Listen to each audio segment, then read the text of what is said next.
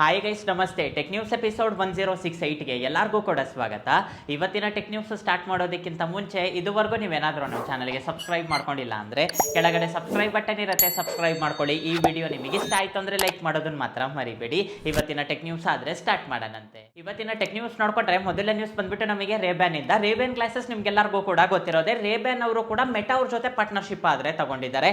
Meta glasses ಅಂತ ಹೇಳ್ಬಿಟ್ಟು ನೀವು ಕೇಳಿರ್ತೀರಾ, ತುಂಬಾ ಫೇಮಸ್ ಅಂತಾನೆ ಹೇಳ್ಬೋದು. ನಮ್ಮ ಇಂಡಿಯಾದಲ್ಲಿ ಲಾಂಚ್ ಮಾಡಿರಲಿಲ್ಲ. ಇವಾಗ ಬರ್ತಾ ಇರೋ ರಿಪೋರ್ಟ್ಸ್ ಪ್ರಕಾರ ನೋಡ್ಕೊಂಡ್ರೆ ಅತಿ ಶೀಘ್ರದಲ್ಲಿ ಈ ಒಂದು ಮೆಟಾ ಗ್ಲಾಸಸ್ ನಮ್ಮ ಇಂಡಿಯಾದಲ್ಲಿ ಲಾಂಚ್ ಆಗುತ್ತೆ ಅಂತ ಹೇಳ್ಬಿಟ್ಟು ಗೊತ್ತಾಗ್ತಿದೆ. ಯಾವಾಗ ಲಾಂಚ್ ಮಾಡ್ತಾರೆ, ಯಾವ ತಿಂಗಳಲ್ಲಿ, ಪ್ರೈಸ್ ಏನು, ಡೇಟ್ ಏನು, ಇದ್ರ ಬಗ್ಗೆ ಯಾವುದೇ ರೀತಿ ಇನ್ಫಾರ್ಮೇಶನ್ ಆದ್ರೆ ಹೊರಗೆ ಬಂದಿಲ್ಲ.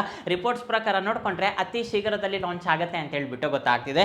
ಇನ್ನ ಒಂದು ಇಂಟ್ರೆಸ್ಟಿಂಗ್ ವಿಷಯ ಏನ್ ಗೊತ್ತಾ, ನಿಮ್ಮಲ್ಲಿ ಎಷ್ಟು ಜನಕ್ಕೆ ಗೊತ್ತಿದೆಯೋ ಇಲ್ವೋ ಗೊತ್ತಿಲ್ಲ, ಈ ಮೆಟಾ ಗ್ಲಾಸಸ್ ಎಷ್ಟು ಫೇಮಸ್ ಅಂತ ನಾನು ಹೇಳ್ತೀನಿ. ಇವಾಗ ನಮ್ಮ ಇಂಡಿಯಾದಲ್ಲಿ ತುಂಬಾ ಜನ ಟೆಕ್ ಯೂಟ್ಯೂಬರ್ಸ್ ಆದ್ರೆ ಇರ್ತಾರೆ. ಟೆಕ್ ಯೂಟ್ಯೂಬರ್ಸ್ ಅಂತಾನೆ ಅಲ್ಲ, ಬೇರೆ ಯೂಟ್ಯೂಬರ್ಸ್ ಆಗಿದ್ರು ಕೂಡ ಅವ್ರೇನಾದ್ರೂ ಬೇರೆ ದೇಶಕ್ಕೆ ಹೋದ್ರು ಅಂದ್ರೆ 100% ಒಂದು ಮೆಟಾ ಗ್ಲಾಸ್ ಆದ್ರೆ ತಗೊಂತಾರೆ. ಅಷ್ಟು ಡಿಮ್ಯಾಂಡ್ ಇರುತ್ತೆ ಅಂತಾನೆ ಹೇಳ್ಬೋದು. ಬೇರೆ ಕಡೆಯಿಂದನೂ ಕೂಡ ತರಿಸ್ಕೊಂತಾ ಇರ್ತಾರೆ. ನಮಗೆ ಬಿಲ್ಟ್ ಇನ್ ಕ್ಯಾಮ್ರಾ ಇರುತ್ತೆ, AI ಫೀಚರ್ಸ್ ನ ಕೊಟ್ಟಿರ್ತಾರೆ. ನೀವು ಇದರಿಂದನೇ ಆರಾಮಾಗಿ ರೆಕಾರ್ಡ್ ಮಾಡಿಬಿಟ್ಟು ವ್ಲಾಗ್ ಆದ್ರೆ ಮಾಡ್ಬೋದು. ಅಷ್ಟು ಒಳ್ಳೆ ರೆಸಲ್ಯೂಷನ್ ಇರುತ್ತೆ. ಈ ರೀತಿಯಾಗಿ ಹೇಳ್ಕೊಂತ ಹೋದ್ರೆ ಸ್ಪೆಸಿಫಿಕೇಶನ್ಸ್ ಮಾತ್ರ ಟಾಪ್ ನಾಚ್ ಅಂತಾನೆ ಹೇಳ್ಬೋದು. ಪ್ರೈಸು ಕೂಡ ನಿಮಗೆ ಒಂದು ಸ್ವಲ್ಪ ಜಾಸ್ತಿನೇ ಇರುತ್ತೆ. ಆದ್ರೆ ತುಂಬಾ ಜನ ಈ ಒಂದು ಗ್ಲಾಸಸ್ ನ ಪರ್ಚೇಸ್ ಮಾಡ್ತಾರೆ. ಸೊ ನೋಡೋಣಂತೆ ರೇಬ್ಯಾನ್ ಕಂಪ್ನಿಯವರು ಈ ಒಂದು ಮೆಟಾ ಗ್ಲಾಸಸ್ ನ ನಮ್ಮ ಇಂಡಿಯಾದಲ್ಲಿ ಯಾವಾಗ ಲಾಂಚ್ ಮಾಡ್ತಾರೆ ಅಂತ. ನ್ಯೂಸ್ ನೋಡ್ಕೊಂಡ್ರೆ ನಮಗೆ ಆಪಲ್ ಕಂಪ್ನಿಯವರು ಅತಿ ಶೀಘ್ರದಲ್ಲಿ ನಮ್ಮ ಇಂಡಿಯಾದಲ್ಲಿ ಮತ್ತೆ ಹೊಸ ಸ್ಟೋರ್ಸ್ ನ ಓಪನ್ ಮಾಡ್ತಾರೆ ಅಂತ ಹೇಳ್ಬಿಟ್ಟು ರಿಪೋರ್ಟ್ಸ್ ಆದ್ರೆ ಬರ್ತಾ ಇದೆ.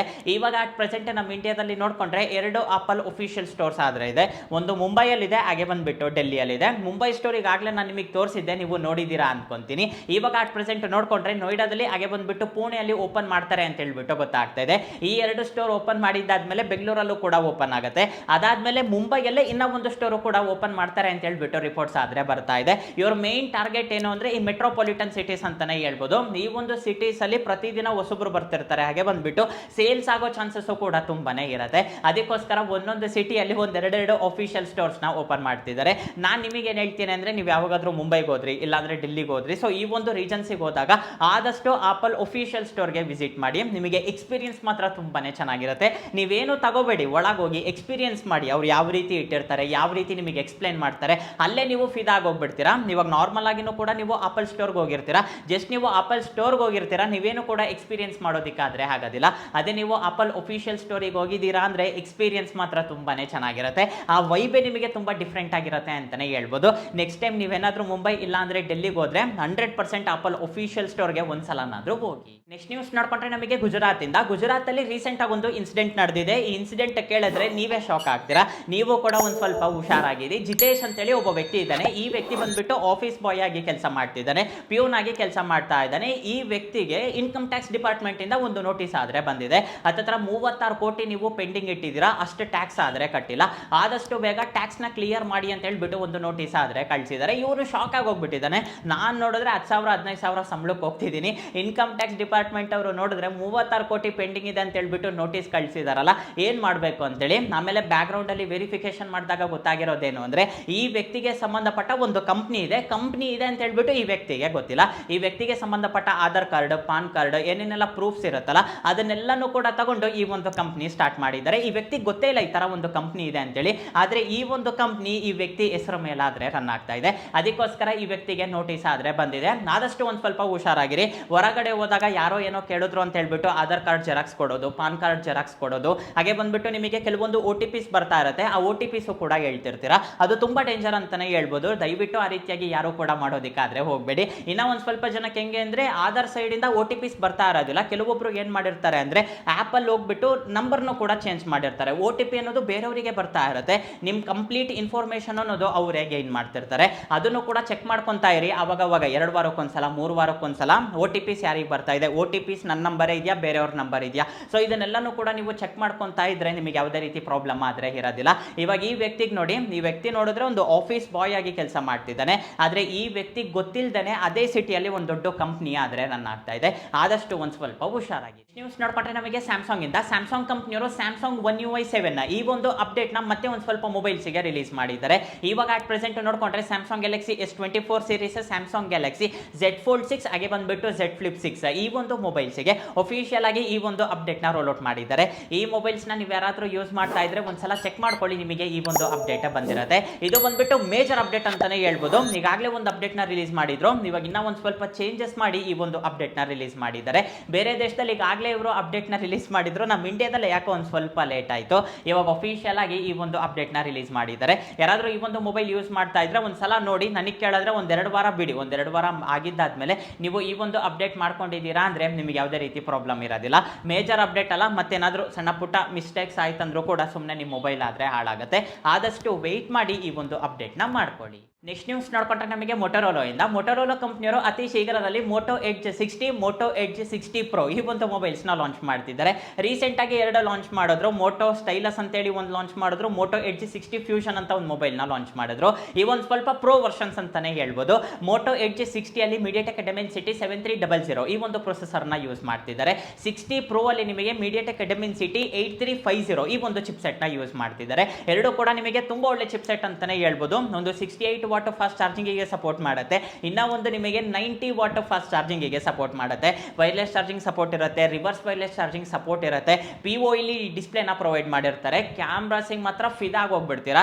ಒಂದು DSLR ಅಲ್ಲಿ ಒಂದು ಫೋಟೋ ತೆಗೆದ್ರೆ ಔಟ್ಪುಟ್ ನಿಮಗೆ ಯಾವ ರೀತಿ ಇರುತ್ತೋ, ಮೋಟೋ ಎಡ್ಜ್ 60 Pro ಅಲ್ಲಿ ಒಂದು ಫೋಟೋ ತೆಗೆದಿದ್ದಾದ್ಮೇಲೆ ಔಟ್ಪುಟ್ ನಿಮಗೆ ಅಷ್ಟು ಚೆನ್ನಾಗಿರುತ್ತೆ. ಕ್ಯಾಮ್ರಾಸ್ ಬಗ್ಗೆ ನೀವು ಯೋಚನೆ ಮಾಡೋ ಅವಶ್ಯಕತೆನೇ ಇರೋದಿಲ್ಲ, ನಿಮಗೆ ಕ್ಯಾಮ್ರಾಸ್ ಆದ್ರೆ ಇರುತ್ತೆ. ಯಾವಾಗ ಲಾಂಚ್ ಮಾಡ್ತಾರೆ ಅಂತ ಗೊತ್ತಿಲ್ಲ, ಇವಾಗ ಟೀಸ್ ಮಾಡೋದಕ್ಕಾದ್ರೆ ಸ್ಟಾರ್ಟ್ ಮಾಡಿದ್ದಾರೆ. ಯಾರಾದ್ರೂ 30,000 ರೇಂಜ್ ಅಲ್ಲಿ ಬೆಸ್ಟ್ ಕ್ಯಾಮ್ರಾ ಮೊಬೈಲ್ ತಗೋಬೇಕು ಅಂತ ಪ್ಲಾನ್ ಮಾಡ್ತಾ ಇದ್ರೆ ವೆಯ್ಟ್ ಮಾಡಿ ಈ ಒಂದು ಮೊಬೈಲ್ ನ ಪರ್ಚೇಸ್ ಮಾಡಿ. ನೆಕ್ಸ್ಟ್ ನ್ಯೂಸ್ ನೋಡ್ಕೊಂಡ್ರೆ ಎಡಿಟ್ಸ್ ಈ ಒಂದು ಆಪ್ ನ ಅಫಿಷಿಯಲ್ ಆಗಿ ನಮ್ಮ ಇಂಡಿಯಾದಲ್ಲಿ ಲಾಂಚ್ ಮಾಡಿದ್ದಾರೆ. ಇದೇನು ಹೊಸ ಆಪ್ ಅಲ್ಲ, ಇನ್ಸ್ಟಾಗ್ರಾಮ್ ಗೊತ್ತಲ್ಲ, ಅವರೇ ಈ ಒಂದು ಆಪ್ ನ ಅಫಿಷಿಯಲ್ ಆಗಿ ಡೆವಲಪ್ ಮಾಡಿದ್ದಾರೆ. ಇದು ಇವಾಗ ಆಂಡ್ರಾಯ್ಡ್ ಗೆ ಹಾಗೆ ಬಂದ್ಬಿಟ್ಟು iOS ಎರಡಕ್ಕೂ ಕೂಡ ಸಪೋರ್ಟ್ ಆದ್ರೆ ಮಾಡುತ್ತೆ. ಈ ಒಂದು ಎಡಿಟ್ಸ್ ಬಗ್ಗೆ ಸಿಂಪಲ್ ಆಗಿ ಹೇಳ್ಬೇಕು ಅಂದ್ರೆ ಕ್ಯಾಪ್ ಕಟ್, ಇನ್ ಶಾರ್ಟ್ ಇದನ್ನೆಲ್ಲ ನೀವು ಯೂಸ್ ಮಾಡಿರ್ತೀರಲ್ಲ, ಸೇಮ್ ಟು ಸೇಮ್ ಅಂತಾನೆ ಹೇಳ್ಬೋದು. ನಿಮ್ದು ಏನಾದ್ರೂ ವಿಡಿಯೋಸ್ ಇತ್ತು ಅಂದ್ರೆ ಈ ಒಂದು ಆಪ್ ಅಲ್ಲಿ ನೀವು ಎಡಿಟ್ ಆದ್ರೆ ಮಾಡ್ಕೋಬಹುದು. ಎಡಿಟ್ ಮಾಡ್ಕೊಂಡಿದ್ದಾದ್ಮೇಲೆ ಅಲ್ಲಿಂದನೇ ನೀವು ಇನ್ಸ್ಟಾಗ್ರಾಮ್ಗೂ ಕೂಡ ಅಪ್ಲೋಡ್ ಆದ್ರೆ ಮಾಡ್ಬೋದು. ಈ ಒಂದು ಆಪ್ ಇನ್ಸ್ಟಾಲ್ ಮಾಡ್ಕೊಂಡಿದ್ದಾದ್ಮೇಲೆ ಡೈರೆಕ್ಟ್ ಆಗಿ ನೀವು ಲಾಗಿನ್ ಆಗೋದಕ್ಕಾದ್ರೆ ಆಗೋದಿಲ್ಲ. ನಿಮ್ ಇನ್ಸ್ಟಾಗ್ರಾಮ್ ಅಕೌಂಟ್ ಏನಿರುತ್ತಲ್ಲ ಅದ್ರ ಜೊತೆ ನೀವು ಲಾಗಿನ್ ಆಗ್ಬೇಕಾಗತ್ತೆ. ಲಾಗಿನ್ ಆಗಿದ್ದೀರಾ ಅಂದ್ರೆ ಸಾಕು, ಅಲ್ಲೇ ನೀವು ಎಡಿಟ್ ಮಾಡ್ಬೋದು, ಅಲ್ಲೇ ಒಂದ್ಸಲ ಚೆಕ್ ಮಾಡ್ಕೋಬಹುದು, ಹಾಗೆ ಬಂದ್ಬಿಟ್ಟು ಡೈರೆಕ್ಟ್ ಆಗಿ ಅಪ್ಲೋಡ್ ಮಾಡ್ಬೋದು. ಈ ಒಂದು ಆಪ್ ನ ಅಫಿಷಿಯಲ್ ಆಗಿ ಲಾಂಚ್ ಮಾಡಿದ್ದಾರೆ. ಇನ್ಸ್ಟಾಗ್ರಾಮ್ ಅವ್ರು ಏನ್ ಹೇಳ್ತಿದ್ದಾರೆ ಅಂದ್ರೆ ನಮಗೆ ಕ್ಯಾಪ್ ಕಟ್ ಏನಿದಲ್ಲ ಅದಕ್ಕೆ ಕಾಂಪಿಟೇಷನ್ ಕೊಡೋದಕ್ಕೋಸ್ಕರ ಈ ಒಂದು ಆಪ್ ತಂದಿದೀವಿ ಅಂತ ಹೇಳ್ಬಿಟ್ಟು ಇವರಾದ್ರೆ ಹೇಳ್ತಿದ್ದಾರೆ. ನನಗೆ ಕೇಳಿದ್ರೆ ಎಡಿಟ್ಸ್ ಆಪ್ ನಾನು ಒಂದು ಸ್ವಲ್ಪ ಯೂಸ್ ಮಾಡಿದ್ದೀನಿ, ಆದ್ರೆ ನನ್ನ ಪ್ರಕಾರ ನೋಡ್ಕೊಂಡ್ರೆ ಕ್ಯಾಪ್ ಕಟ್ ನಿಮಗೆ ತುಂಬಾ ಚೆನ್ನಾಗಿರುತ್ತೆ. ಅದರಲ್ಲಿರೋ ಫೀಚರ್ಸ್ ಆಗಿರ್ಬೋದು, ಫ್ಲೂಯೆನ್ಸಿ ಆಗಿರ್ಬೋದು, ಅದು ನಿಮಗೆ ತುಂಬಾನೇ ಬೆಟರ್ ಆಗಿರುತ್ತೆ.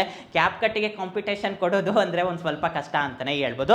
ನಿಧಾನಕ್ಕೆ ಬರ್ತಾ ಬರ್ತಾ ಇವರು ಹೊಸ ಹೊಸ ಫೀಚರ್ಸ್ ಹಾಗೆ ಬಂದ್ಬಿಟ್ಟು ಇನ್ನೂ ಒಂದು ಸ್ವಲ್ಪ ಡೆವಲಪ್ ಮಾಡಿದ್ರು ಅಂದ್ರೆ 100% ಕಾಂಪಿಟೇಷನ್ ಅಂತೂ ಕೊಡ್ತಾರೆ. ಅಂದ್ರೆ ಇವಾಗ ಅವರು ಮೇನ್ ಗೋಲ್ ಇಟ್ಕೊಂಡಿರೋದು ಕಾಂಪಿಟೇಷನ್ ಕೊಡಬೇಕು ಅಂದ್ರೆ ಕ್ಯಾಪ್ ಕಟ್ಟಿಗೆ ಕೊಡಬೇಕು ಅಂತ ಹೇಳ್ಬಿಟ್ಟು ತಲೆಲ್ಲ ಆದ್ರೆ ಇಟ್ಕೊಂಡಿದ್ದಾರೆ. ಯಾರಾದ್ರೂ ಎಡಿಟ್ಸ್ ಆಪ್ ಯೂಸ್ ಮಾಡಬೇಕು ಅಂದ್ರೆ ಒಂದ್ಸಲ ಪ್ಲೇ ಸ್ಟೋರ್ ಅಲ್ಲಿ ಹಾಗೆ ಬಂದ್ಬಿಟ್ಟು ಆಪ್ ಸ್ಟೋರ್ ಅಲ್ಲಿ ಸರ್ಚ್ ಮಾಡಿ, ನಿಮಗೆ ಈ ಒಂದು ಅಪ್ಲಿಕೇಶನ್ ಸಿಗುತ್ತೆ. ನ್ಯೂಸ್ ನೋಡ್ಕೊಂಡ್ರೆ ಗೋಲ್ಡ್ ಬಂಗಾರದ ರೇಟ್ ಯಾವ ಲೆವೆಲ್ ಅಲ್ಲಿ ಮೇಲೆ ಹೋಗ್ತಿದೆ ಅಂದ್ರೆ ಕೇಳ್ತಾ ಇದ್ರೇನೆ ಶಾಕ್ ಆಗಬೇಕು, ಆ ಲೆವೆಲ್ ಅಲ್ಲಿ ಮೇಲೆ ಹೋಗ್ತಾ ಇದೆ. ಈ ಸ್ಟಾಕ್ ಮಾರ್ಕೆಟ್ ಆದ್ರೂ ಒಂದು ಸ್ವಲ್ಪ ಮೇಲೆ ಕೆಳಗೆ ಆಗ್ತಾ ಇದೆ, ಆದ್ರೆ ಬಂಗಾರದ ರೇಟ್ ಮಾತ್ರ ಕೆಳಗೆ ಆಗ್ತಾ ಇಲ್ಲ, ಕಂಪ್ಲೀಟ್ ಆಗಿ ಮೇಲೆ ಹೋಗ್ತಾ ಇದೆ. ಇವಾಗ ಅಟ್ ಪ್ರೆಸೆಂಟ್ 10 ಗ್ರಾಮ್ ಗೋಲ್ಡ್ ಗೆ ನೋಡ್ಕೊಂಡ್ರೆ 1 ಲಕ್ಷ ಆಗಿದೆ.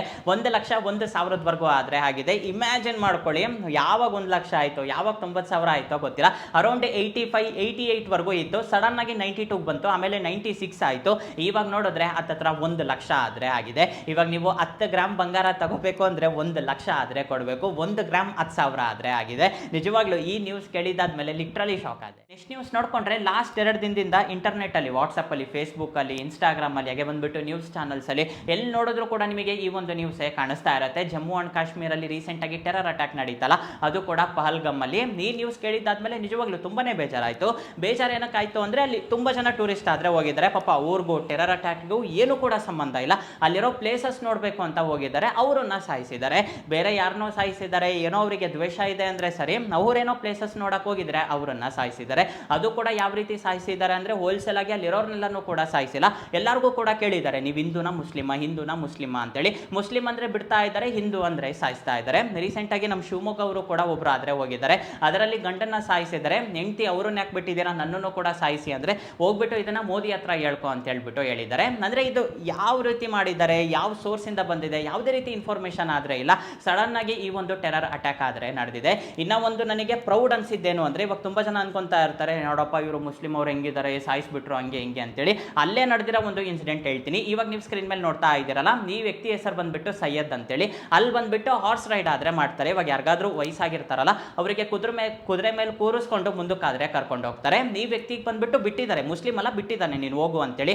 ಆದ್ರೆ ಈ ವ್ಯಕ್ತಿ ಏನ್ ಮಾಡಿದ್ದಾನೆ ಅಂದ್ರೆ, ಅಲ್ಲೊಂದು ಸ್ವಲ್ಪ ಜನ ಹಿಂದೂಸ್ ಇರ್ತಾರಲ್ಲ ಅವ್ರನ್ನೆಲ್ಲರನ್ನೂ ಕೂಡ ಕಾಪಾಡೋದಕ್ಕಾದ್ರೆ ಟ್ರೈ ಮಾಡಿದ್ದಾನೆ. ಕಾಪಾಡ್ಬೇಕಾದ್ರೆ ಈ ಟೆರರಿಸ್ಟ್ ನೋಡ್ಬಿಟ್ಟು ಇವ್ರನ್ನಾದ್ರೆ ಸಾಯಿಸಿದ್ದಾರೆ. ಇವರು ಕೂಡ ಪಾಪ ತುಂಬಾ ಬೇಜಾರು ಮಾಡ್ಕೊಂಡಿದ್ದಾರೆ ಅಂತಾನೆ ಹೇಳ್ಬೋದು. ಅವ್ರ ಇಡೀ ಫ್ಯಾಮಿಲಿಯಲ್ಲಿ ದುಡಿತಾ ಇರೋರು ಇವರೊಬ್ಬರೇ, ಪಾಪ ಇವರು ಕೂಡ ಸತ್ತೋಗಿದ್ದಾರೆ. ಈ ತರ ಇನ್ಸಿಡೆಂಟ್ಸ್ ಕೂಡ ಇರುತ್ತೆ. ಇನ್ನ ಒಂದು ಬೇಜಾರು ಏನು ಅಂದ್ರೆ, ಪಾಪ ರೀಸೆಂಟ್ ಆಗಿ ಮ್ಯಾರೇಜ್ ಆಗಿದೆ. ಇವಾಗ ನೀವು ಸ್ಕ್ರೀನ್ ಮೇಲೆ ನೋಡ್ತಾ ಇದ್ದೀರಲ್ಲ, ಏಪ್ರಿಲ್ 16ನೇ ತಾರೀಕು ಮ್ಯಾರೇಜ್ ಆಗಿದೆ. ಹನಿಮೂನ್ಗಾದ್ರೆ ಹೋಗಿದ್ದಾರೆ. ಇವಾಗ ಏಪ್ರಿಲ್ 23ನೇ ತಾರೀಕು ನೋಡ್ಕೊಂಡ್ರೆ ಅವ್ರ ಗಂಡ ಆದ್ರೆ ಇಲ್ಲ, ಅದು ಕೂಡ ನೇವಿ ಆಫೀಸರ್ ಅಂತಾನೆ ಹೇಳ್ಬೋದು. ಇವಾಗ ಆ ವ್ಯಕ್ತಿನೂ ಕೂಡ ಸತ್ತೋಗಿದ್ದಾರೆ.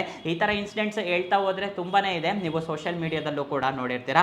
ಇವಾಗ ಹೆಂಗಾಗ್ಬಿಡುತ್ತೆ ಅಂದ್ರೆ, ಯಾವ್ದಾದ್ರು ಒಂದು ಟೂರಿಸ್ಟ್ ಪ್ಲೇಸಿಗೆ ಹೋಗ್ಬೇಕು ಅಂದ್ರೇನೆ ಭಯ ಆಗುತ್ತೆ. ಯಾಕೆಂದ್ರೆ 100% ಇವರೆಲ್ಲ ಹೆಂಗೆ ಅಂದ್ರೆ, ಎಲ್ಲಿ ಜಾಸ್ತಿ ಜನ ಇರ್ತಾರೋ ಅಲ್ಲಿ ಟೆರರ್ ಅಟ್ಯಾಕ್ಸ್ ಮಾಡೋದಕ್ಕಾದ್ರೆ ಸ್ಟಾರ್ಟ್ ಮಾಡ್ತಾರೆ. ಯಾಕೆಂದ್ರೆ ಈಸಿಯಾಗಿ ಜನ ಸಿಕ್ಬಿಡ್ತಾರೆ, ಈಸಿಯಾಗಿ ಸಾಯಿಸ್ಬಿಡ್ಬೋದು. ನಿಮಗೆ ಮುಂಬೈ ಅಟ್ಯಾಕ್ ನೆನಪೇ ಇರುತ್ತೆ, ರೈಲ್ವೆ ಸ್ಟೇಷನ್ ಅಲ್ಲಿ ಸಾಯಿಸಿದ್ರು, ಗೌರ್ಮೆಂಟ್ ಹಾಸ್ಪಿಟಲ್ ಅಲ್ಲಿ ಸಾಯಿಸಿದ್ರು, ಹಾಗೆ ಬಂದ್ಬಿಟ್ಟು ತಾಜ್ ಹೋಟೆಲ್ ಅಲ್ಲೂ ಕೂಡ ತುಂಬಾ ಜನರನ್ನ ಸಾಯಿಸಿದ್ರು. ಅಂದ್ರೆ ಎಲ್ಲಿ ಜಾಸ್ತಿ ಕ್ರೌಡೆಡ್ ಇರುತ್ತಲ್ಲ, ಅಂದ್ರೆ ಎಲ್ಲಿ ತುಂಬಾ ಜನ ಇರ್ತಾರಲ್ಲ ಅಲ್ಲಿ ಈ ಒಂದು ಅಟ್ಯಾಕ್ ನಡೆಯುತ್ತೆ ಅಂತಾನೆ ಹೇಳ್ಬೋದು. ಈ ಒಂದು ಇನ್ಸಿಡೆಂಟ್ ಕೇಳಿದಾದ್ಮೇಲೆ ಲಿಟ್ರಲಿ ತುಂಬಾ ಬೇಜಾರಾಯಿತು ಅಂತಾನೆ ಹೇಳ್ಬೋದು. ಸೊ ಇಷ್ಟೇ ಗೈಸ್, ಇವತ್ತು ನನಗೆ ಇಂಟ್ರೆಸ್ಟಿಂಗ್ ಅನ್ಸಿರೋ ಟೆಕ್ ನ್ಯೂಸ್. ಆದ್ರೆ ಈ ವಿಡಿಯೋ ನಿಮಗೆ ಇಷ್ಟ ಆಯ್ತು ಅನ್ಕೊಂತೀನಿ. ಈ ವಿಡಿಯೋ ನಿಮಗೆ ಇಷ್ಟ ಆಗಿದ್ರೆ ಲೈಕ್ ಮಾಡಿ, ಶೇರ್ ಮಾಡಿ, ಹಾಗೆ ಕೆಳಗಡೆ ಸಬ್ಸ್ಕ್ರೈಬ್ ಬಟನ್ ಇರುತ್ತೆ, ಸಬ್ಸ್ಕ್ರೈಬ್ ಮಾಡ್ಕೊಳೋದನ್ನ ಮಾತ್ರ ಮರಿಬೇಡಿ. ನೆಕ್ಸ್ಟ್ ವಿಡಿಯೋದಲ್ಲಿ ಮೀಟ್ ಆಗೋಣಂತೆ, ಅಲ್ಲಿವರೆಗೂ ಬಾಯ್ ಬಾಯ್.